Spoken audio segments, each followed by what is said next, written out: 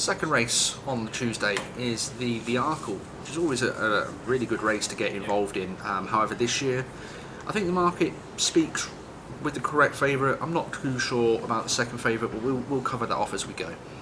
Current favourite, 6-year-old Footpad, currently trading around even money 11 to 10 for Willie Munnins and Isaac Swade and Simon Menier. For me, this horse has significantly improved since it's gone jumping over fences.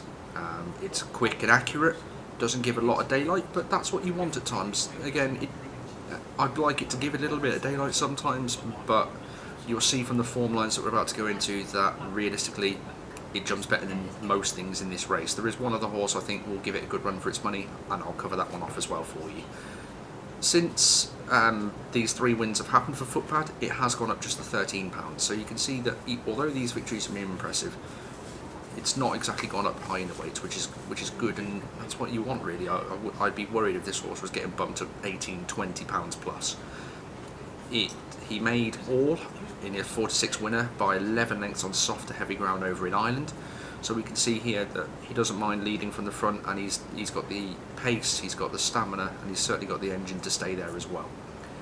After this, he went into a 4–6 favourite again in a Grade 1 winner, won by 11 lengths, settled in second, sat on the hindquarters pretty much the entire way until around 2 out where it was time to go, and my God, it went. And the leader at the time just had no answer to it. Finally, last race, in that race as well, it did beat Death Duty. We all know that Death Duty has limitations now, I think that's fair to say. But again, when you look into the form line of Death Duty, it's not exactly the worst piece of form you're going to find. He then came up against Petit Mouchoir. He was 4–9 favourite, so again you can see that the market spoke very highly to put him odds on for a 3rd race in a row. This time winning by 5 lengths. Again, today Petit Mouchoir will reoppose. He made all again in that race, so again you can see that there's not going to be any problem with it. Recommendation really for this race is not to give Footpad an easy lead, make him work a little bit for it. Second horse in I've just mentioned there is Petit Mouchoir, 7–2 second favourite, 7-year-old from Gordon Elliott and Jigginstown itself. For me, it's got a lot to find with Footpad. Although it looks only 5 lengths, when you go and watch that race back, you can see that Footpad had a lot more left in the locker if he wanted to. He could have gone and won by a lot more. So he, like I say, easily beaten on the last meet on the 3rd of February. I struggle to understand how this horse is second favourite considering what is in behind the market. So for me, I don't expect Petit Mouchoir to win this race. I struggle to see it finishing second. I struggle to see it even making the top 3, to be perfectly honest. The third horse in for me is the youngest horse in this race, and it's a really interesting horse to discuss really, and this is St Calvados for Harry Whittington. Currently trading around 5–1, so if you get there quickly you get a little bit of each way. If it hardens up any more, you're going to start to hope that it wins purely for that reason alone. He's an unbeaten chaser following 2 Class 3 wins, both at Newbury, by 9 lengths on heavy ground the first time and 10 lengths on soft the second time. That was a pretty easy win. He made all in the Kingmaker race at Warwick. Again, that was a very breathtaking performance. He took on North Hill Harvey for the lead, and as we know, North Hill Harvey likes to make the running, and he just didn't let him. North Hill Harvey was beaten a long way because he just could not dictate terms. So for me, he should be involved in the finish.